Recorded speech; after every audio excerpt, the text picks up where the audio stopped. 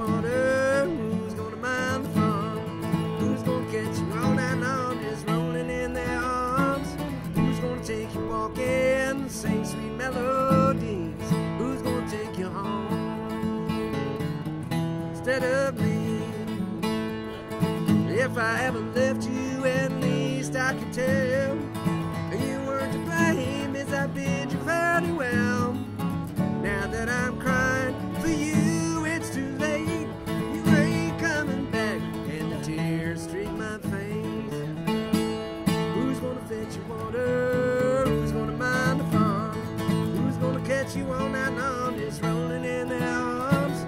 Who's gonna take you walking, sing sweet melodies? Who's gonna take you home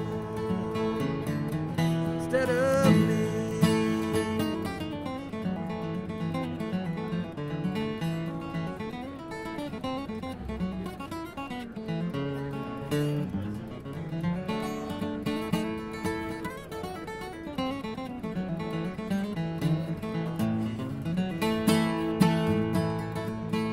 Well, sooner or later I'll forgive you this crime. With some other love you're gonna do your own time. Remember the wrong to me you had done. Instead of someone else, it's gonna be your love that's gone. Who's gonna fetch you water? Who's gonna mind the fun? Who's gonna catch you all night long, just rolling in their arms? Who's gonna take you walking, sing sweet melodies? Who's gonna take you home instead of me?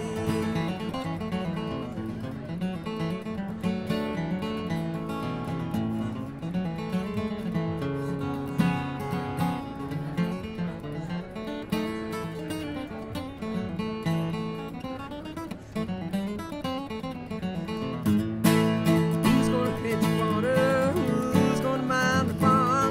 Who's gonna catch you all night long, just rolling in their arms? Who's gonna take you walking, sing sweet melodies? Who's gonna take you home instead of me? Who's gonna take you home instead of me?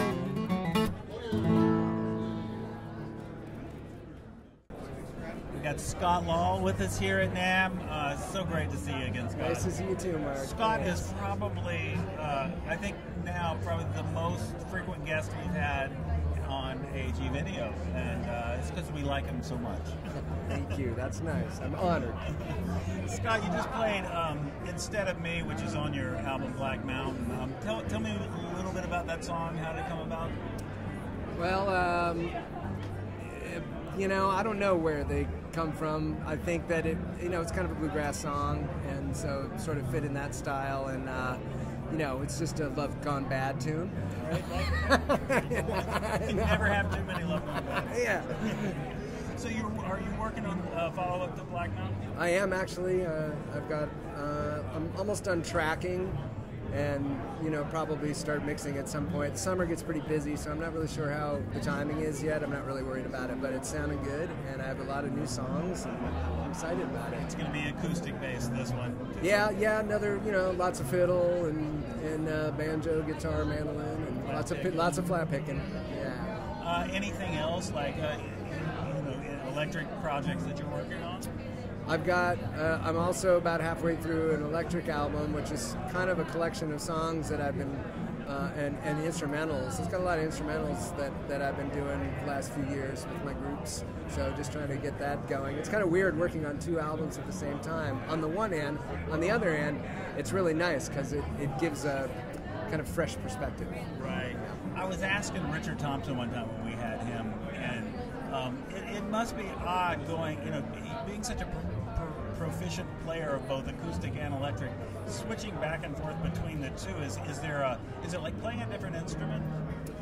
The touch is different, and things that you can or can't or will or won't do, I think. But I'm trying to frame it like, just condition my mind to make the switch, and not have it be a thing. I get really excited when I've been playing a lot of acoustic music, and then I pick up an electric guitar, right. And vice versa. It's like there's something about like just that core bluegrass or acoustic sound, you know, and direct naturalness of it that I really, really adore. And so I just, you know, adapt. Make it seamless. Yeah. You're here with your Santa Cruz. This is the Delo, right? This is, yes. This is the first one. That's the first Delo. That's the number one Delo. Yeah, and this was actually just my guitar, and then those guys, the big shop guys, had it back for just an adjustment, you know, and they all kind of flipped out over it, and that kind of sparked the idea to maybe try to recreate it and make it a part of their offering.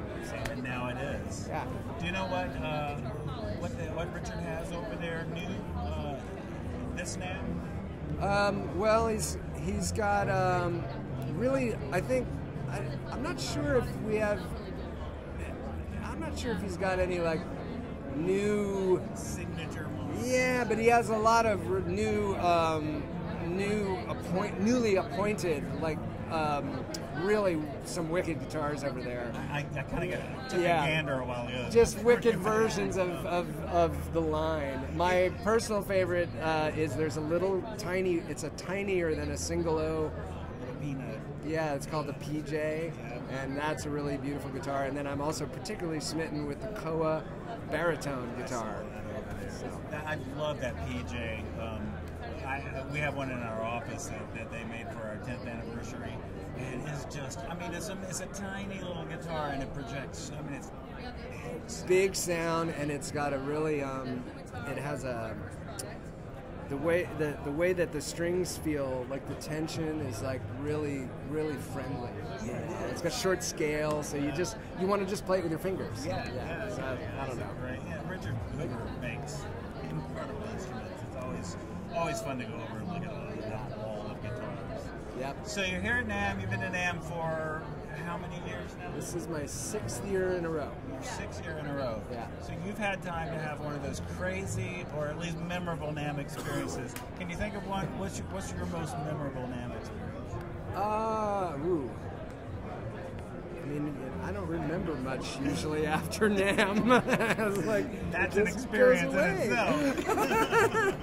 It's just, you know, there's so many things, and there's so many funny situations where you see people, you know, famous people walking through the aisles, and, you know, like Stevie Wonder will walk, you know, and they'll have this entourage of people, and, you know, but the chaos is really the most memorable thing. I actually have learned to adapt to that and just kind of groove on it. So it's good. It's so good having you, Scott. Thanks for coming by. Thanks for having me. Right on, Mark.